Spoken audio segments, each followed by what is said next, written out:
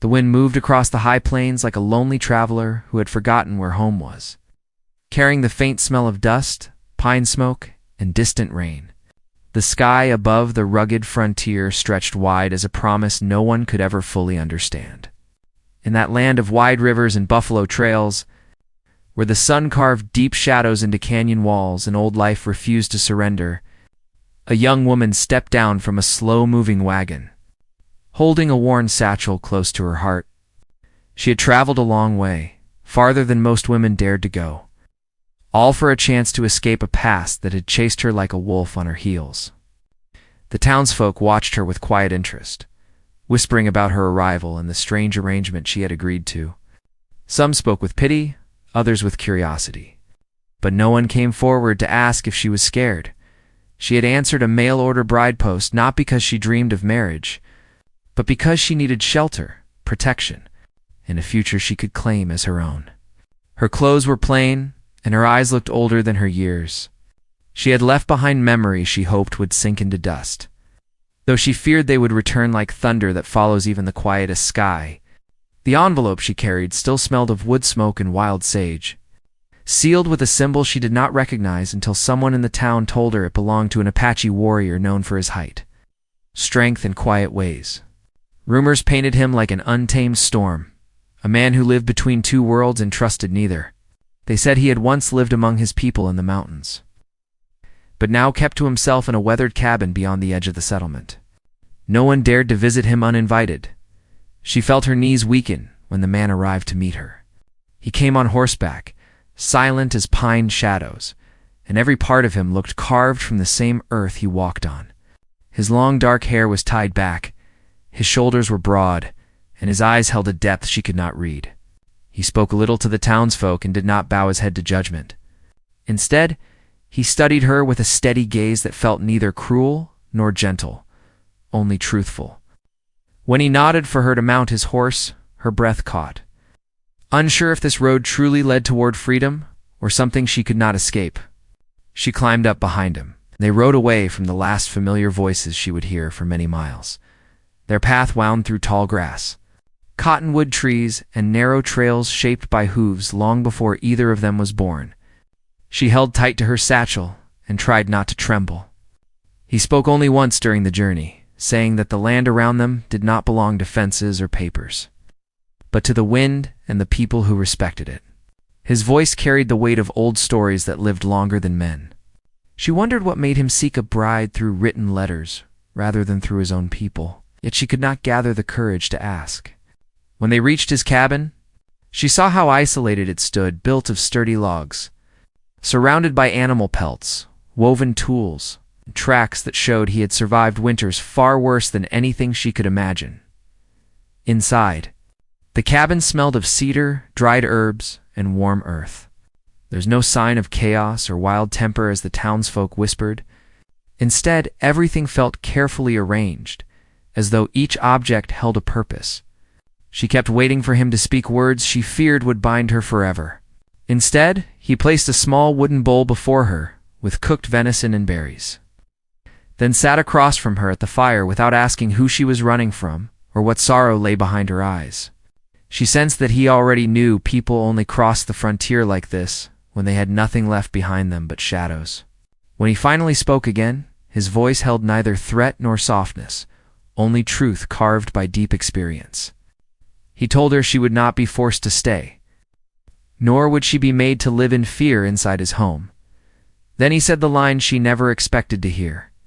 He told her that if she spent one night under his roof, without trying to run, without lying, and without hiding her truth, then freedom would be hers to choose with her own feet the next sunrise. She stared at him, unable to believe such a bargain. Many men promised freedom only to twist it like a rope. Her heart pounded as she tried to decide whether this was a trick, a test, or something older than marriage papers. He explained that he did not order a bride to claim ownership, but to offer a chance for a shared life if two souls proved they could trust rather than trade. She wondered why he chose her, but his silence gave no easy answers. Outside, night birds cried around the cabin, and the wind slid through cracks like a curious spirit. She thought of the long road she had taken, the letters exchanged, and the uncertainty that now wrapped around her like a blanket with torn seams. She asked him why he needed her to stay one night instead of letting her choose right away. He looked into the flames before answering, saying that every person carried a truth that revealed itself only in the quiet of darkness. He would not bind himself to someone whose heart still belonged to another place. She felt both challenged and frightened, unsure whether night would expose strength or weakness inside her. She wondered what he would do. He did not like what truth he saw. Her voice trembled as she asked if she would be safe. He stood slowly, walked to the door, and set his bow against the wall. He offered his word that she would be safe, and he would sleep outside by the fire so she would not fear sharing the room. Something inside her shifted, both relieved and unsure. With every passing moment, her thoughts tangled like thorn bushes. Should she trust him, or flee into the darkness with no map and no weapon against the cold? She knew that if she ran, the wild lands could swallow her before daylight. The cabin went quiet, lit only by firelight. She stood near the small window, gripping her satchel as though it held her soul. She could hear him settling outside, tending the flames like a guardian of stories never spoken. She realized the test was not about marriage, nor obedience, but about courage against the ghosts that hunted her. The sky outside grew darker. Thunder murmured far away. The plains whispered secrets that had existed long before her arrival. Her heart beat like a drum as she wondered what sunrise would bring. She wondered if she would walk away free, or if something inside her would change before morning in ways she could not undo. When she blew out the small flame in the lantern and darkness filled the cabin, she felt the weight of her choice pressing against her ribs like a closing door. Sleep would not come easy. The night had begun. She had no idea what truth it would demand from her. The darkness inside the cabin felt alive as she stood in the stillness, feeling every creak, every soft hum of wind against wood, and every echo of her own heartbeat. She placed her satchel on the small wooden table and sat down slowly, unsure if she should close her eyes or stay awake until dawn. The words he had spoken kept circling in her mind like a hawk over open grassland. Spend one night in his home, and freedom would be hers. It sounded so simple, but nothing in her life had ever been simple. Her past had taught her that safety often came with hidden strings, and promises often turned into traps. Still, something about his voice held a weight that made it difficult to believe he would lie. She looked around the room, letting her eyes adjust to the faint glow of the dying fire. There were furs placed near the wall, a small wooden chest, handmade tools, and a woven blanket that appeared worn from many cold nights. Everything spoke of a quiet life shaped by survival, not by greed or cruelty. Before she left the town, she had overheard a few whispers about the warrior she was going to meet. Some said he had once been feared among settlers, while others said he protected any woman or child lost on his lands. No one could agree which version was true, and fear always traveled louder than truth. Now sitting in his cabin, she felt there was more to him than anyone understood. His silence was not the same as danger, and his strength did not carry the scent of violence. He seemed like someone who had lived through something heavy, something that made him choose isolation over community. She wondered if he ever laughed, or if he carried memories that weighed heavier than winter snow. She thought back to how she found his mail order letter among a small pile left in the corner of an inn. She never meant to pick it, but her hands moved toward it like it was meant for her. His message was short and clear, written in strong handwriting. He wanted someone who sought not money, land, or protection alone, but a life where honesty and respect mattered more than comfort. He promised a fair bond, not forced commitment, and he wrote that he would not bend another soul to his will. She did not know then just how different that offer was from what she had known. Her past had been shaped by men who demanded rather than offered, took rather than gave, and believed a woman's voice held less worth than dry soil. She had escaped that world through quiet determination and an opportunity she prayed would not become another cage. Back in the cabin, she pulled the blanket around her shoulders and closed her eyes for a moment. She could hear the warrior outside tending to the fire. And even though he was not inside, she felt his presence like a shield around the cabin. She wondered what his life had been before he chose to live alone.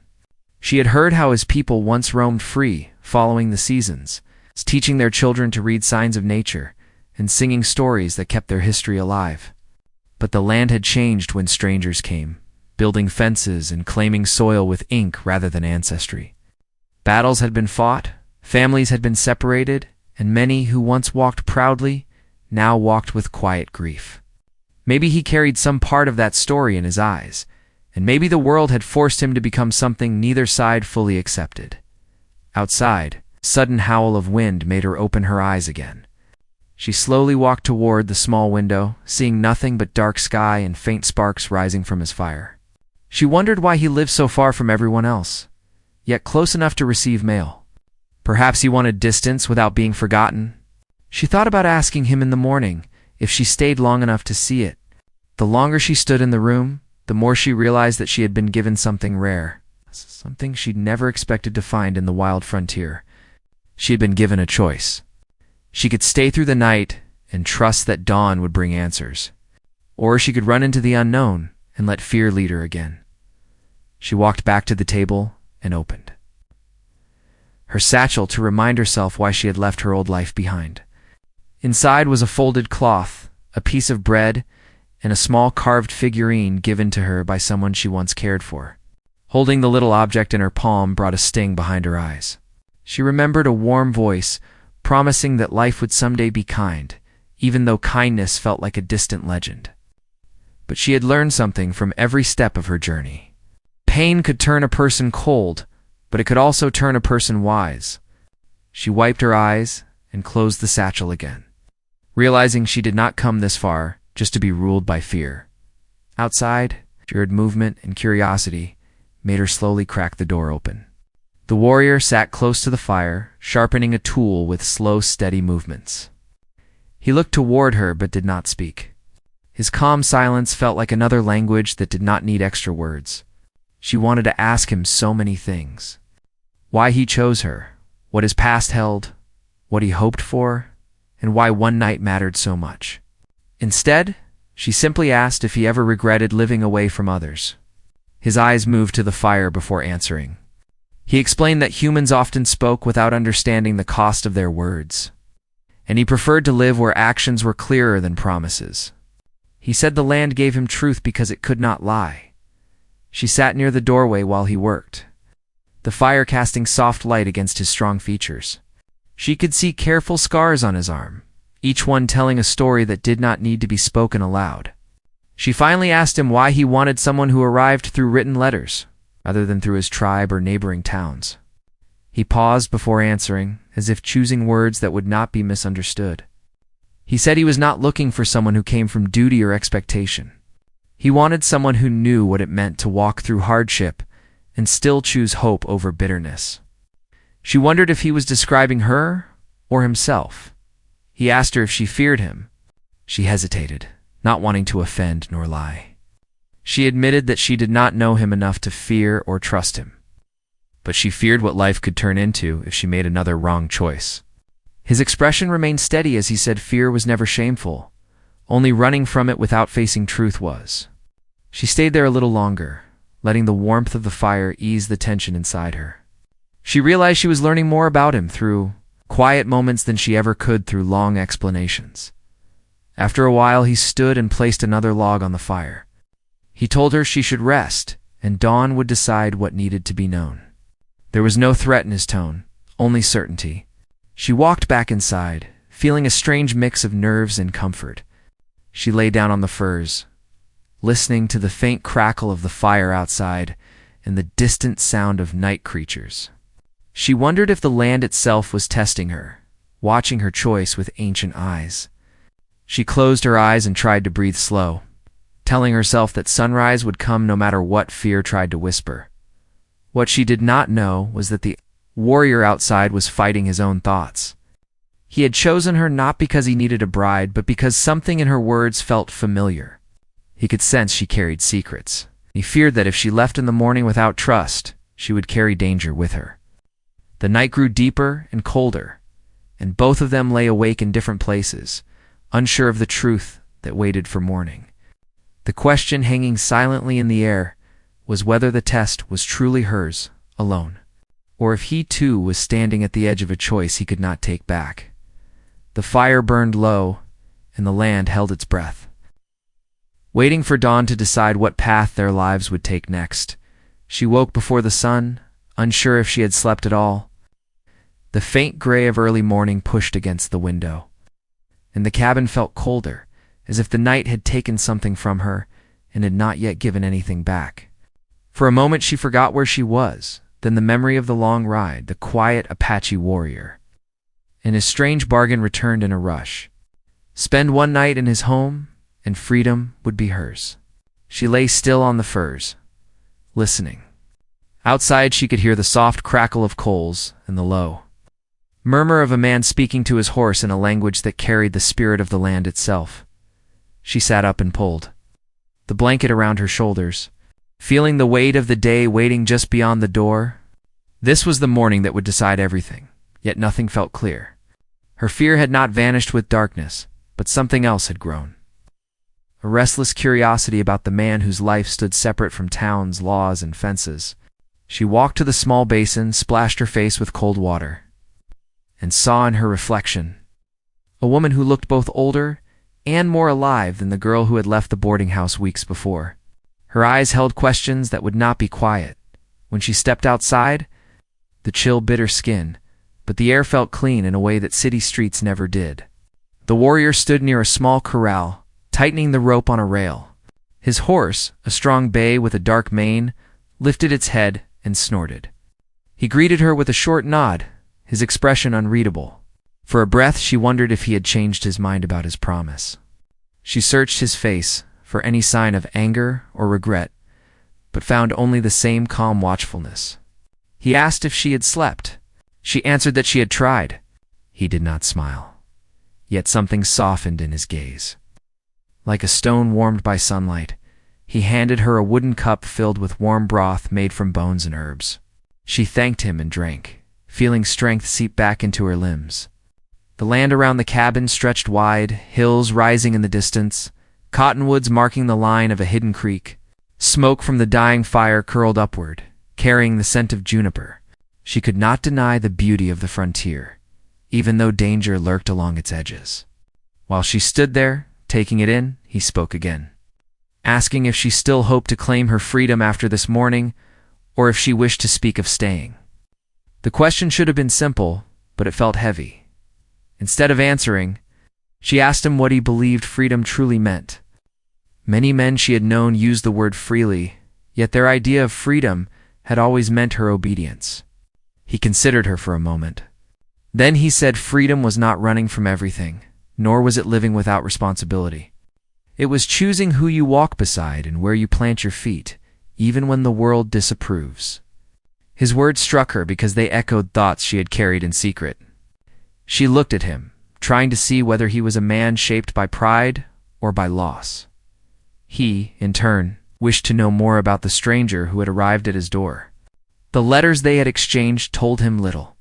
Paper did not hold the way a person moved, or the way fear sat in their eyes. He asked why she had chosen his advertisement when there were others written by ranchers, shopkeepers, and clerks in growing towns. Her fingers tightened around the cup.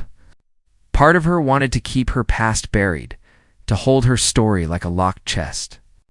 Yet the bargain he made spoke of truth. The night had forced her to consider how long she could keep, running without ever standing still long enough to face what hunted her. So she began to tell him, slowly, as if each word might break in her mouth.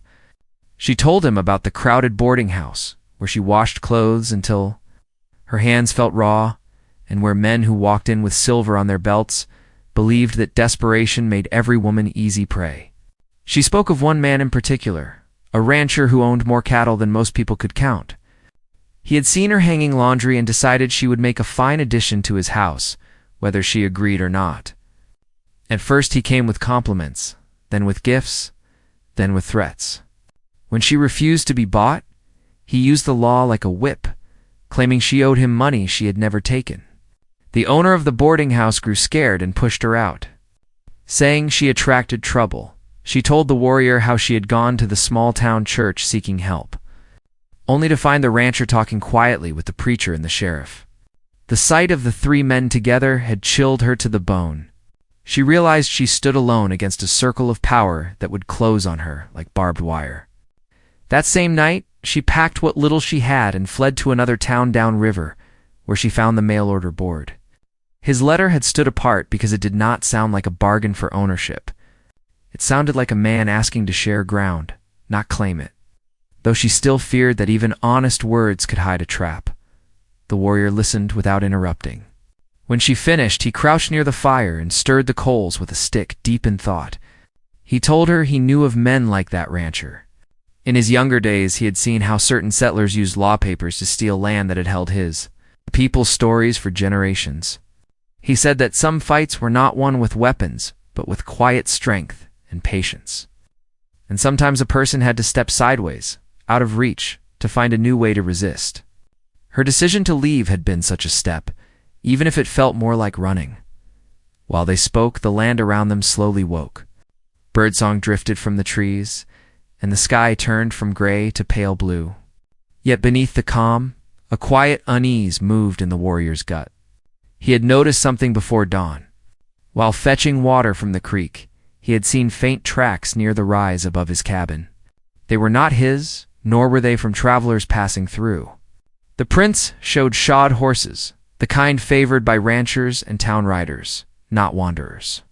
He had not told her yet because he needed to be sure. He suspected someone had followed, maybe from the town where he met her, maybe from farther away. Now, as she finished speaking, he finally shared what he had seen. He told her about the tracks and the way the earth had been pressed by more than one rider. Her face went pale and the cup shook in her hand. She asked if the riders could still be near. He answered that he did not know, but the prints were fresh enough to stir concern. She whispered that the rancher had vowed she would pay for leaving. If he had money and friends near the law, he would not hesitate to send men after her. Men who believed anything on the frontier could be claimed with threat and gun. The air between them tightened. The simple question of whether she would stay or go now twisted into something larger. If she left his cabin at dawn as a free woman, traveling alone, she might ride straight into the arms of the men searching for her. If she stayed, she might bring their trouble to his doorstep. The warrior had spent years keeping conflict away from his isolated home. Now trouble had followed a frightened mail-order bride straight into his quiet world, and he had to decide whether to send her back into the storm or stand with her in the middle of it. He walked to the edge of the hill and scanned the distant horizon. The land seemed empty, yet he knew how easily men could hide in shallow ravines, behind brush or among scattered rocks. He felt the old instinct of a scout rise in his bones. The training from his youth when he learned how to read the earth like a page. He saw a faint line of dust far off, so thin it could have been a trick of light. His hand tightened near the knife at his belt. If riders were indeed circling, they would come at the time most men grew careless, when the sun climbed high and shadows shrank. Back at the cabin, she paced the small yard, torn between guilt and fear. She had not meant to bring danger to anyone. She had written to him because she believed the distance and the wild land might break the reach of the rancher's power. Now she faced the terrible thought that he might find her anyway, destroying anything that stood in his path. She asked the warrior if he regretted answering her letter. He told her regret was a waste of breath, while danger still walked near. What mattered now was what they did with the few moments the land granted them. Before trouble arrived, a new tension took root between them. Until now, their conflict had lived mostly inside their thoughts, a question of trust and choice. Now, an outer threat pressed in, turning the quiet valley into a place of waiting. The warrior began to prepare as only a man who had lived through many fights could. He checked his bowstring, examined the arrows, and moved a small stash of supplies to a hollow near the back of the cabin. He made sure the horse could be cut loose quickly if he needed to draw attention away from the house. She watched, feeling equal parts protected and terrified. Knowing each measured action meant he believed danger was real, yet another layer of conflict began to grow within him. He had once sworn not to be drawn into the endless quarrels of settlers, lawmen, and greedy ranchers. He had wanted a life where the battles of other men did not reach his door. Yes. a life where he answered only to the rhythm of seasons and spirit of his people. Taking in a mail-order bride from that world now threatened to pull him back into the same circle of violence he had walked away from. By helping her, he might become a target yet again, losing the fragile peace he had built. By turning her away, he might save himself, but abandon someone who had chosen his home as a last refuge. Inside the cabin, she opened her satchel again and took out the small carved figurine, a little wooden bird with wings spread. It had belonged to her mother, who used to say birds knew the secret of real freedom because they trusted the sky. She held it close, asking herself if freedom meant leaving this place at sunrise, or if true freedom meant standing still and facing the storm with someone beside her. She had never stood beside anyone in a fight before, always alone, always pushing through with quiet endurance. The thought of trusting someone else with her struggle both frightened and tempted her, while they wrestled with their separate thoughts. The land slowly shifted around them. The dust line on the horizon thickened almost too faint to notice, like breath on glass.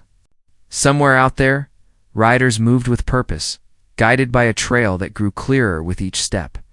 The rancher's men, or whoever followed, carried their own idea of order, one where a woman's choice meant nothing compared to a man's pride.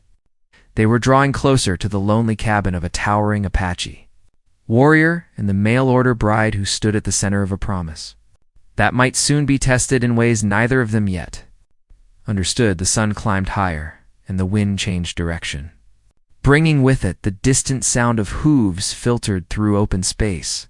The warrior turned his head sharply, eyes narrowing, ears reading the rhythm of the land like a drum. The young woman felt it too, a faint vibration through the soil under her boots. Their gazes met, and in that silent exchange lay all the questions they still had no time to ask. The faint vibration through the ground grew steadier, like a slow drumbeat carried by the wind. She felt her breath catch as the warrior stepped to the edge of the small clearing, scanning the direction of the rising dust. The look in his eyes changed, not to fear, but to focus. The way someone trained for danger read every sign before it arrived. She moved closer, gripping her arms to steady herself, and asked whether the riders could be hunters or travelers passing by. He answered quietly that hunters did not ride in groups of more than two, and travelers did not move with speed unless something pushed them forward. The land itself was warning them, and he trusted it more than he trusted men. He told her not to panic, but she could hear something beneath his voice, not fear, but readiness. He began to prepare without rushing. He handed her a small canteen and a cloth bag containing dried meat and berries, then pointed toward a narrow path behind the cabin that led into thick brush and small boulders. He told her that if anything happened, she should take that trail until it disappeared into the trees along the creek. The idea of running again twisted inside her stomach. After all the miles she had traveled, she had come to his home seeking a place where she would not have to run anymore. She looked at him with trembling eyes and said she did not want to hide. He paused for the first time since sensing the danger. He told her that courage was not always standing in front of harm, and sometimes survival carried more strength than pride. She held the small carved bird between her palms, remembering what her mother once said. Birds did not flee because they feared, but because they knew where safety helped them live to fly again. Even so, something in her heart resisted retreat, not because she doubted the threat, but because she did not want to abandon the first place that had offered her truth instead of chains. The warrior watched her closely, seeing the war inside her eyes. He understood such choices, for he had made a similar one long ago when he left his people to live in quiet places, where battle would not shape the rest of his life. Now he faced a choice he never expected. He moved his hand gently, not touching her, but close enough that she felt the support he offered. He told her she would not face anything alone, but if she wished to stay, she must trust his judgment and remain near him, not charge into fear blindly. She nodded in agreement, though her hands shook. They moved back toward the cabin, but the warrior paused at a tall cedar tree where he had hung several handmade wind charms that chimed lightly when danger came near. Only one charm moved, the one facing the west, confirming the rider's direction. He did not show alarm. yet his shoulders tightened slightly, revealing more than his words ever would. She glanced up at him and realized how deeply he knew this land. How connected he was to signs most people never noticed. Before the riders could come into full sight, he decided they needed to appear calm and unthreatening. He led her inside the cabin and closed the door halfway. He took his bow and placed it gently against the wall, not outside where it could be mistaken as a threat, but close enough that he could reach it if needed. He reminded her once more that not every rider brought danger, but it was wiser to prepare than to regret. She watched him move, impressed by his silent grace, like someone who lived with the land rather than on it. Her heart beat faster as hoofbeats became more defined, no longer a distant tremor but a clear rhythm approaching. She positioned herself near the small window, her fingers curled around her satchel. Even though she knew there was nothing inside that could protect her except memories and courage, the sound of riders slowed. Voices began to cut through the air. The warrior stepped outside first, walking with calm strength, not hiding, not bowing, and not reaching for a weapon. When she leaned slightly to see through the window, she counted 3 horses, each carrying a man wearing long coats and hats pulled low. Their horses snorted and stomped restlessly, sensing tension beneath the surface. One man spoke first, asking if the warrior had seen a woman traveling alone, scribed with details matching her perfectly. Her breath halted, but the warrior answered with steady words, saying many travelers passed through the plains, and he did not question where they came from or where they were going. The men exchanged looks, appearing unconvinced. One of them said the woman they sought had fled from a man who considered her property, that they were doing the law a service by retrieving her. The warrior met their eyes with a look that held both silence and steel. He calmly replied that no human belonged to another, and land like this did not recognize such claims. The riders grew impatient, saying the matter was not his concern. The warrior answered that anything brought to his ground with threat or force was his concern. Inside the cabin, she pressed her palm against her chest, trying to steady her breathing. Her eyes filled with tears, not from fear alone, but from hearing someone defend her right to exist freely. She knew the situation could shift into danger at any moment, yet something inside her no longer felt like a helpless wanderer. She had believed her presence might ruin his quiet life, but now she sensed he made his choice long before the sun rose. Not to abandon her, but to stand where truth mattered more than fear. The riders asked to search his property, claiming legal authority. The warrior replied firmly that the right they spoke of did not exist on land, where treaties were broken and promises made to his people had turned to dust. His voice remained calm, neither raised nor trembling, yet the men recognized that pushing further might provoke more than they were prepared for. One rider leaned from his saddle and told him that they would not leave for long and they had all the time they needed. He warned that trouble would come again, stronger than before, and when it did, living in the wilderness would not shelter him. They turned their horses and rode off slowly, not fleeing, but circling back toward distant hills. The warrior watched until their figures disappeared, then walked inside the cabin, closing the door behind him. She looked at him with anxious eyes and asked if they had truly left. He shook his head slightly, saying they had only withdrawn for now. She asked if they would return. His silence gave the answer. He sat down, placing his bow across his knees, not with panic, but deep thought. She walked closer and thanked him, though words felt too small. He did not answer with grand statements. He simply said that right choices often came with cost. And both of them now carried that weight. The rest of the day moved slowly, as though time stretched itself thin. Neither of them spoke much, but they worked side by side, securing small things that could become important if they needed to move quickly.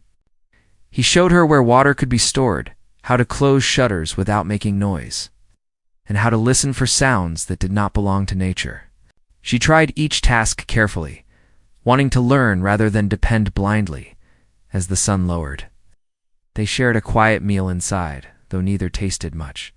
The air felt heavy with waiting, but as hours passed, something unspoken changed between them. She began to see he was not simply protecting his land, he was protecting the principle of freedom he valued more than comfort. And he began to see she was not simply a frightened bride, but a woman who had walked through storms without losing her soul entirely. When evening shadows covered the valley, he finally spoke of a choice they must face. He said they could prepare to leave and travel toward a distant settlement where he knew someone who might help, but the journey would be long. And if the riders followed, danger would follow too. Or they could stay, holding ground, knowing the risk that came with it. She asked him which he preferred, and he answered honestly that his life had been shaped by journeys. But the land he lived on held memories and meaning that could not be replaced without loss. She took a long breath and admitted that running had exhausted her spirit, and she had lost enough ground already. This place, even with danger near, felt more like beginning than escape. His eyes met hers, and in that look, something warm and wordless passed between them. Yet even with that new understanding, the threat outside grew stronger. As night deepened, they heard distant hoofbeats again, softer, sneaking rather than approaching boldly. The warrior rose slowly and took his bow, then looked at her with a seriousness that made her heart pound. She stepped closer, feeling fear and strength rise together. He whispered that whatever came next, they would face it with truth, not surrender. Outside, a faint light flickered through the trees, and the cold wind carried voices once more. The moment to choose action was no longer distant. It stood at their door waiting. He moved quietly toward the door, motioning for her to stay low near the wall where the shadows could hide her. She sank to her knees, watching him through the dim glow of the fire, feeling every heartbeat like it was too loud for the night. The distant voices outside shifted from whispers to muted commands, and she knew the riders had come back. Not with questions this time, but with a decision already formed. For a moment, her mind began to slip toward panic, wondering if this peaceful place that had finally felt like a beginning would soon turn into another memory she would have to bury. But then she looked at the warrior and felt something stronger than fear. He was not moving like someone preparing for a hopeless fight. He moved like a man anchored by purpose. He picked up a small leather pouch from the table and tied it at his belt, then took a thick stick from near the fireplace. Not as a weapon, but as a tool he planned to use with intention. When he opened the door, he stepped outside without hesitation and let the cold night air surround him. She crawled toward the window to see, but she stayed hidden as he asked the hidden riders to show themselves with calm firmness. A long silence followed, then 3 figures stepped out slowly from behind the trees, holding lanterns rather than rifles pointed forward. Their movements were tense, but not reckless, and their eyes studied the warrior with caution. They expected him to act wild or defensive, but his stillness kept them unsure. She could hear their voices clearly. Their leader said they had come with final warning and were prepared to take the woman by force if necessary. Before they could continue, the warrior stepped forward slightly and said that he wished to speak with only the leader, not with men who leaned on fear to prove their power. The other 2 hesitated but took a few steps back, waiting for a signal. The leader looked annoyed at first, but curiosity made him accept. He walked forward until he stood only a few feet away, and the warrior lowered his voice to speak, though she could not hear every word. She caught enough to know that the warrior had chosen truth as his shield, rather than arrows or threats. He told the leader that some men fight by steel and others fight by spirit, and that the woman they were after had never belonged to anyone. He explained that chasing her would not return honor or bring peace to any of them, because power gained through fear always grows weaker when challenged by truth. The leader stared at him, confused for a moment, maybe even shaken, as if no one had spoken to him like that before. After a long pause, the warrior reached into the leather pouch at his belt and held out a small carved stone shaped like a mountain peak. He said it came from his people, a reminder that strength must come with balance or it breaks itself. The leader hesitated but took the stone in his hand. Something in his eyes softened, like he was seeing beyond the night and into himself. He lowered his lantern slightly and said he had never wanted to be part of hunting a woman, but he owed a debt to the rancher who had asked for her return. The warrior told him that debts can be paid in ways that do not destroy innocent lives, and that if he walked away tonight he could live with clean hands. For a long moment, no one moved. Then slowly, the leader nodded and turned his head toward the other 2 riders. They watched him with confusion, but he ordered them to turn around and leave. He told them that whatever reward the rancher had promised was no longer worth the cost. They stared at him with disbelief, but they obeyed. With no further words, they rode back into the darkness, the sound of their hooves fading into silence. The leader remained for a moment longer, looking at the warrior as if searching for something to say. Then finally he spoke, saying that the world would be better if more men chose truth over pride. He placed the carved stone inside his coat and promised not to return. Then he mounted his horse and left without looking back. She felt her entire body release a breath she had been holding since the moment she left the boarding house weeks ago. Tears slid down her face quietly, not just from relief, but from realization that this time she had not been saved by luck or running. She had been protected by truth and honor, something she had believed no longer existed in the world. When the warrior walked back into the cabin, she stood to meet him, unable to speak at first. He removed the pouch from his belt and set it on the table, as if closing a chapter. She whispered a thank you, but he shook his head gently and said the choice had been shared, not carried by one. She asked if he believed the riders would keep their word.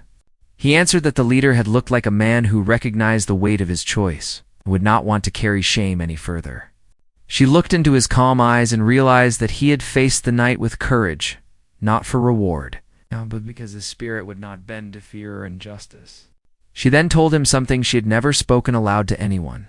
She wanted a life where she could give back strength, not only take shelter from it. They sat near the fire as warmth crept back into the room. The tension of the night melted slowly into a quiet calm. She felt like she could finally breathe without fear chasing each breath. Then the warrior asked her again, not as a test, but as a simple and honest invitation. He asked whether she wanted to stay in his home not as a bargain or as a mail-order bride, but as someone choosing a shared path freely. She looked around the cabin, feeling the silence as a friend rather than a threat, and realized that the freedom she sought was not just about leaving danger behind, but about finding a place where trust could grow. She answered softly that she wished to stay, not because she had nowhere else to go, but because the place felt like the first true home she had ever stepped into. He nodded with quiet acceptance, not celebrating loudly, but carrying the moment like something sacred. He told her that if they were to build a life together, it would be done with shared work, shared decisions, and shared truth. She agreed, feeling peace settle inside her like roots finding soil in the weeks that followed. The valley became not just a shelter, but a shared world. They worked side by side, tending to the land, preparing small gardens, gathering herbs, and creating simple comforts. She learned how to use the land not as a stranger, but as someone who belonged. He learned how to speak more openly, sharing stories from his childhood, songs taught by elders, and memories shaped by mountains and rivers. She shared pieces of her past, little by little, and they burned them in the fire, not to forget. But to honor survival, the carved bird she carried found a place above the cabin door, a reminder that freedom lives where truth is welcomed. And though the world outside still held challenges, she no longer feared the unknown. She now walked beside someone who understood life beyond borders and taught her that true strength does not shout or demand. It stands as quiet as a mountain, but never bows to darkness. Seasons changed gently around them, and happiness grew like wildflowers that needed no approval to bloom. Their bond became not one of contract, but of trust, shaped by simple promises spoken in soft voices. The valley no longer felt like a hiding place.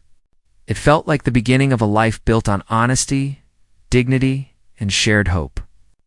And as she watched the horizon each morning, she no longer wondered whether she was free. She knew she had chosen freedom with her own heart, and it had chosen her back.